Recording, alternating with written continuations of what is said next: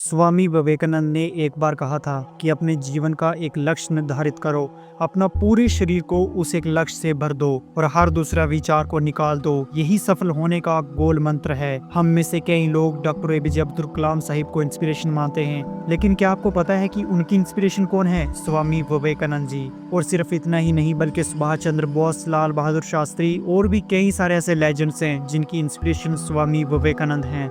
और आज हम स्वामी जी के जीवन की 3 कहानियां डिस्कस करेंगे और जीवन की बहुत बड़ी सीख है इन 3 कहानियों में। पहली कहानी, एक बार स्वामी जी को नदी पार करनी थी और वो नदी के पास में खड़े थे। तभी एक साधु ने आकर के उनसे पूछा कि क्या आप ही स्वामी विवेकानंद हो? स्वामी जी ने जवाब दिया, जी हाँ, मैं ही स्वामी विवेकानंद हूँ। तभी साधु ने पूछा कि स्वामी जी, आप यहाँ पर क्या कर रहे हैं? स्वामी जी ने कहा कि मुझे नदी पार करनी है और मैं नाव का इंतजार कर रहा हूँ। तभी साधु ने कहा कि तुम इतने बड़े इंसान हो, कई सारे लोग तुम्हें अपनी इंस्पिरेशन मानते हैं और तुम एक नदी पार नहीं कर सकते।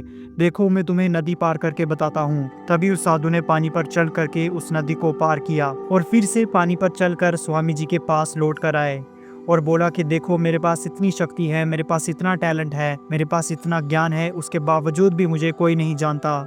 और तुम्हारे पास कोई ज्ञान नहीं, कोई शक्ति नहीं, उसके बावजूद भी तुम्हें सब जानते हैं। तभी स्वामी जी मुस्कुराए और साधु से पूछा कि तुम्हें ये सीखने में कितना टाइम लगा? साधु ने कहा, तकरीबन 15 साल। इतने में स्वामी जी की नाव आ गई और स्वामी जी ने साधु को नाव में बिठाकर वहां से चला गए। दोनों ने नाव में बैठकर नदी पार की और पार करने के बाद स्वामी जी ने 1 रुपया अपने जेब से निकालकर उस नाव वाले को दिया, यानी दोनों का मिलाकर 50-50 पैसे, यानी 1 रुपये उन्होंने दोनों का दिया। तभी स्वामी जी ने साधु से कहा कि तुम जो काम 50 पैसे में कर सकते थे, उसके लिए तुमने अपनी जिंदगी के 15 साल बर्बाद कर दिए, और अगर यही 15 साल तुम समाज की भलाई में लगाते तो आज तुम्हें भी पूरी दुनिया जानती, और मैंने यही किया, इसीलिए मुझे पूरी दुनिया जानती है और तुम्हें कोई नहीं जानता।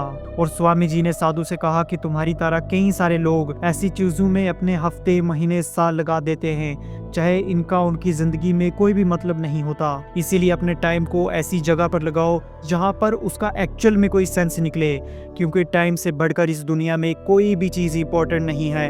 अगर समय बर्बाद तो जिंदगी बर्बाद। दूसरी कहानी, एक बार स्वामी जी एक ब्रिज पर चल रहे थे। तभी वहां पे कुछ बंदर उनके पीछे पड़ जाते हैं और कई बंदर उन पर लपक रहे थे।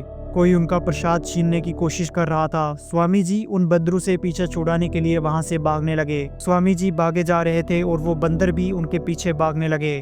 तभी एक आदमी ने स्वामी जी से आकर कहा, तुम डरो मत, इनका सामना करो। तुम जितना ज्यादा इनसे डरोगे, ये तुम्हें उतना ही ज्यादा डराएंगे। तभी स्वामी जी पीछे मुड़ते हैं और आंखें निकाल कर उन बंदरों पर जोर से चीखते हैं, और तभी सारे बंदर वहां से भाग जाते हैं। और उन्हीं बंदरों की तरह होते हैं हमारे नेगेटिव थॉट्स, जिनसे हम डरते हैं, और जितना ज्यादा हम उनसे डरेंगे, ये हमें उतना ही ज्यादा डराएंगे।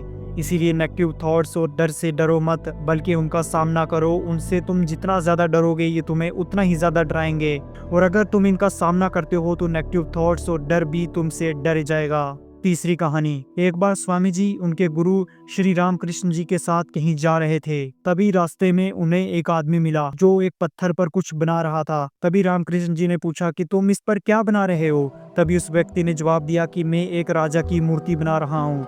रामकृष्ण जी ने पूछा कि क्या उस राजा की तुम्हारे पास कोई भी तस्वीर है? तभी उस मूर्तिकार ने कहा कि नहीं, मेरे पास उनकी कोई तस्वीर नहीं है। तभी रामकृष्ण जी बोले कि अगर तुम्हारे पास उसकी कोई तस्वीर नहीं है तो तुम उसकी मूर्ति कैसे बना सकते हो? तभी उस मूर्तिकार ने जवाब दिया कि भले ही मेरे पास उनकी कोई तस्वीर नहीं है, लेकिन मेरे दिमाग में उनकी तस्वीर छपी हुई है। और कुछ ही देर में उस मूर्तिकार ने राजा की सुंदर मूर्ति बनाई भी, और स्वामी जी ने सारा दृश्य अपने आंखों से साफ साफ देखा। और तभी उन्हें अपने कुछ सवालों का जवाब मिल गया कि अगर कोई भी इंसान अपनी जिंदगी में कुछ भी पाना चाहता है तो उस मुकाम की या उस चीज की तस्वीर उसके माइंड में एकदम क्लियर होनी चाहिए।